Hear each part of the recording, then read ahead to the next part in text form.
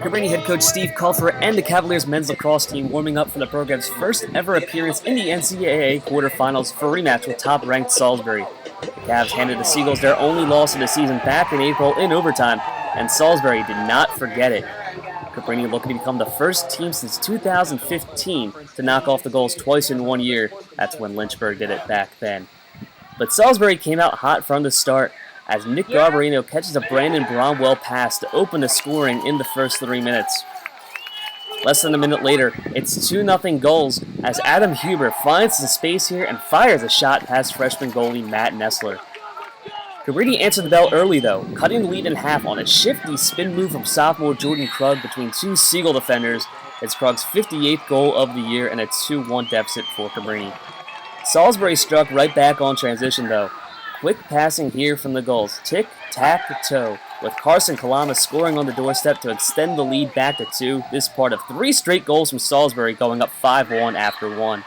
Cabrini came with life in the second as senior Evan Downey scores on a jump shot to cut the deficit to 3.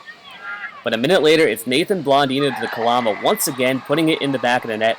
The Gulls were buzzing. Kalama finished with 6 goals on the day. Salisbury scored 6 straight goals to take a 10-2 lead. Cabrini fans have made a 2.5-hour journey to Salisbury, starting to get a little nervous. Third quarter now, here's Zach Pompey able to shake and bake a Cabrini defender, shoots and scores. Seagulls up big, and those wearing maroon and gold can taste the semifinal.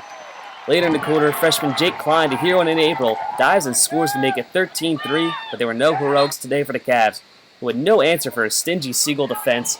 Cabrini got off 30 shots, but none that really tested Salisbury goalie Colin Raymond, who made 10 saves on the night. Cabrini tallied 2 goals in the fourth, but it was too little too late, as Salisbury avenges their loss to the Cavs in dominating fashion 17-5. Cabrini finishes the year 17-4, tied for the most wins in program history.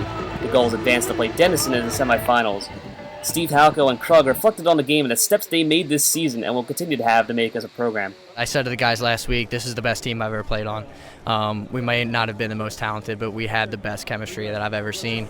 And just to go through the progressions of my 4 years has been amazing because, this is the farthest I've ever gotten in the NCAA tournament, and to see that it's, my senior year and second year as a captain, it's humbling, but I wish we could have gotten it done for the boys on the team. We got to be hungry every time we come to practice, because that's the mentality that wins national championships, and these guys know that, so we have to kind of copy that a little bit and get ourselves going for next year. I think a lot of the younger kids realize what else they have to do during the off season to get better, lifting, getting quicker, stick work. Everyone's got to bump up their role in order to come out here and beat a team like Salisbury. One day we do international championship, it's going to be the whole program, from everybody that wore jerseys before to everyone in the future.